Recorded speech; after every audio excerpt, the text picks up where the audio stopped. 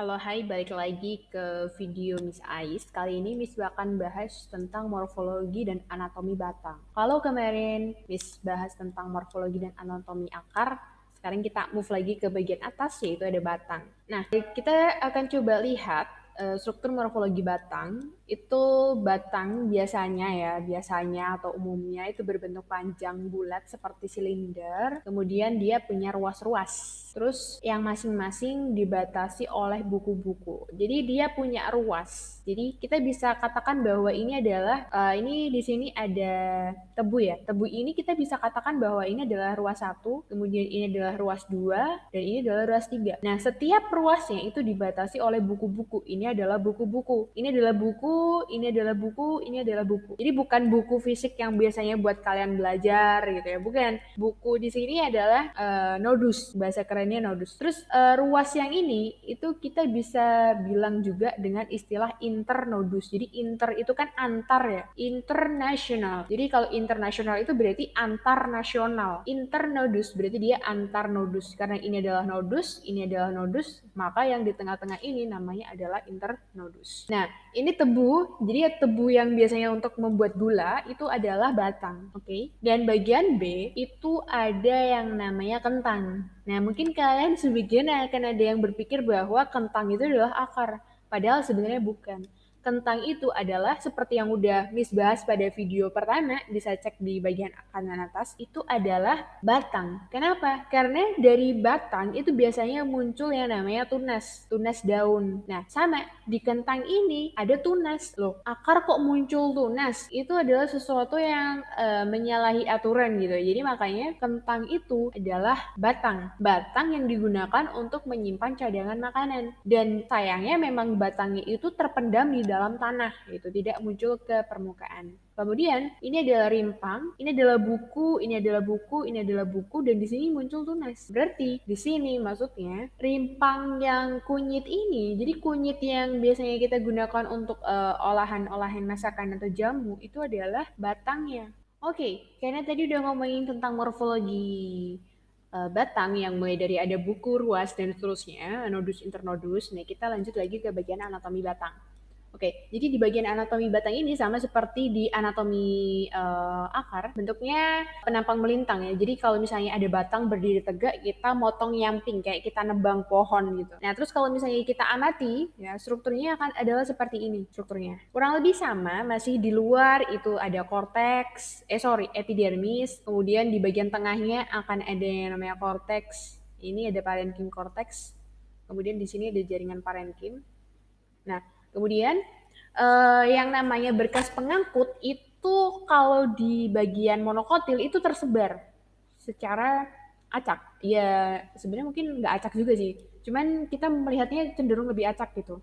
Sedangkan dan ini menyatu. Berkas pengangkut atau pembuluh itu menjadi satu. Baik xilem maupun phloem menjadi satu. Oke, di sini, di sini, di sini, di sini, dan seterusnya. Ini adalah berkas pengangkut. Kemudian di bagian batang dikotil yang A, ini berkas pengangkutnya ada di sebelah dalam dan di sebelah luar. Gitu. Jadi silem ada di dalam, di bagian sini, ya, di bagian sini, silem. Kemudian phloemnya ada di bagian luar. Dan di tengah-tengahnya ada yang namanya cambium. Jadi kalau misalnya kita melihat di sini bahwa berkas pengangkut atau pembuluh atau jaringan yang digunakan untuk saluran makanan maupun fotosintesis itu tersebar secara acak di batang monokotil. Kemudian di bagian batang dikotil itu tersebar secara melingkar atau teratur. Dan silem itu selalu di dalam sedangkan phloemnya itu ada di luar. Masih ingat kan fungsi silem dan phloem? Terus kalau yang namanya di batang dikotil itu biasanya batangnya tuh bisa tumbuh melebar. Melebar tuh dalam arti melingkar. Mungkin kalian bisa menjumpai kayak misalnya di pohon beringin, pohon apalagi ya, yang pokoknya dia tuh bisa membesar, pohon jati, dia dikotil. Sedangkan apakah kita bisa melihat padi yang batangnya tuh melebar? Enggak kan?